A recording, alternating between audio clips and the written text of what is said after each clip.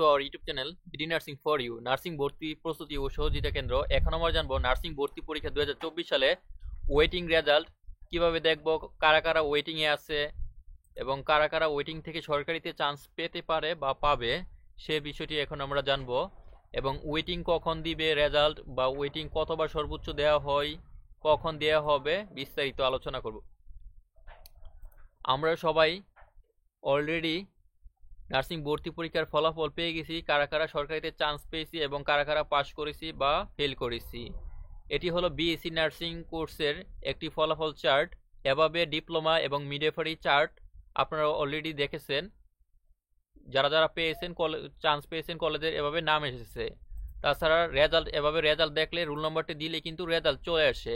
Result চলে আসলে যারা সরকারিতে চান্স পেয়েছে রোল নাম্বার থাকবে, নাম থাকবে, তারপরে কোর্সের নাম থাকবে, মেরিট পজিশন কত থাকবে, টেস্ট স্কোর, এগুলো তো অবশ্যই বুঝেন, এবং কলেজের নাম থাকবে আর সিলেক্টেড মেরিট অর্থাৎ মেধা কোটায়। গতবার জেলা কোটা ছিল, এবছর কিন্তু জেলা কোটা নেই, শুধু মেরিট কোটা। আর তাছাড়া মুক্তিযোদ্ধা কোটা আছে 2%, 1% উপজাতি কোটা আছে। তো যেহেতু 2%, 1% সেই বিষয় না দেখি, মেরিট দেখি। যারা সরাসরি চান্স পেয়েছে তারা তো চান্স অলরেডি পেয়েছে। আর তারপরে আছে বাকি কিছু আছে পাস্ট লেখা মানে সে পাস করেছে, 40 পেলে বা 40-এর উপরে পেলেই কিন্তু পাস, কিন্তু সে সরকারিতে চান্স পায়নি। সরকারিতে চান্স পেতে হলে চয়েস অনুসারে সিট অনুযায়ী যাদের স্কোর বেশি থাকবে তারাই চান্স পাবে। ছেলেদের ক্ষেত্রে 10%, মেয়েদেরা 90%।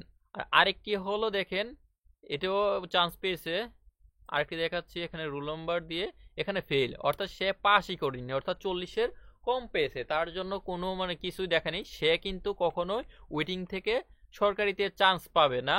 আর এখানে দেখেন আরেকটি যেটি পাস করেছে সে কিন্তু ওয়েটিং থেকে, অর্থাৎ যারা পাস করেছে, মোট কথা যারা পাস করেছে তারা সবাই ওয়েটিংয়ে আছে।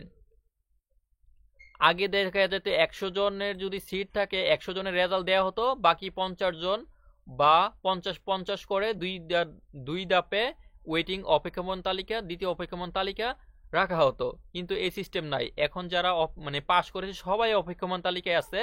তারপর যারা ভর্তি হবে না, কোনো কারণে বাতিল হবে বা যাদের কাগজপত্রের ঝামেলা থাকবে, অনেকে কিন্তু তৃতীয় গতবার 4 ধাপে কিন্তু রেজাল্ট দিয়েছে, ওয়েটিং রেজাল্ট দিয়েছে, অনেকেই ভর্তি হবে না, অনেকে দূরে চান্স পায় সেজন্য ভর্তি হয় না, বিভিন্ন কারণে অনেকের মেয়েরা যেহেতু সিট বেশি, মেয়েদের বিবাহ হয়ে যায়, বেশিরভাগ ওয়েটিং থেকে চান্স হয় মেয়েদের, ছেলেদের খুব কমই আশঙ্কা থাকে, 2-1 জন হয়তো বা প্রথম দিকে হইতে পারে বা শেষের দিকে।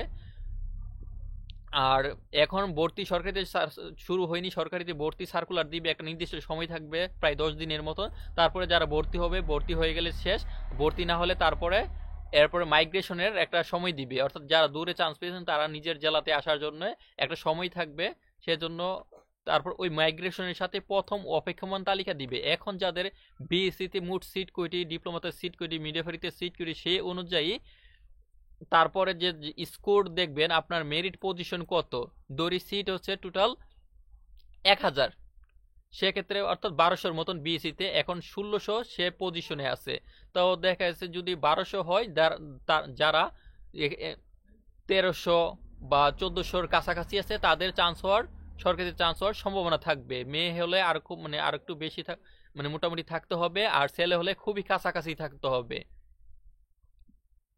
আর মোট কথা এখন যারা আপনারা পাস আসছেন এবং মেরিট স্কোর মোটামুটি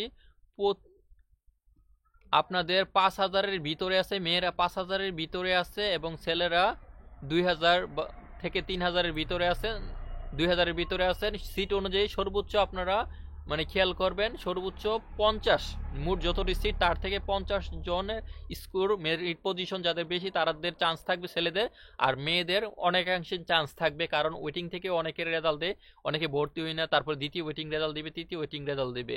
এখনো যেহেতু সরকারি ভর্তি পরীক্ষার সার্কুলার দেয়নি, যারা পাস করেছেন তারা ভর্তি হওয়ার যে লাস্ট দিন, সেই লাস্ট দিনের 1 সপ্তাহ পরে প্রথম অপেক্ষমান তালিকা থেকে যারা সরকারিতে চান্স পেয়েছেন তাদের ফলাফল দেওয়া হবে। আর ফলাফল প্রকাশিত হলে আমাদের এখানে বিস্তারিত আপডেট দেওয়া হবে এবং কিভাবে ভর্তি হবেন তা বিস্তারিত বলা হবে।